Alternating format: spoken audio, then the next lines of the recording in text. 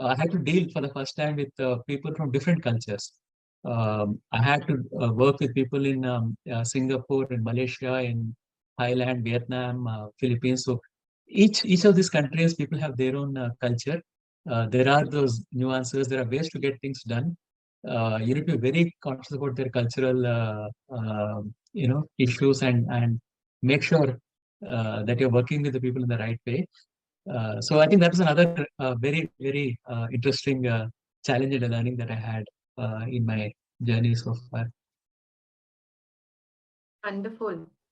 And if you could let us know at least 3 learnings that you drew from all the challenges and all the beautiful experiences that you had.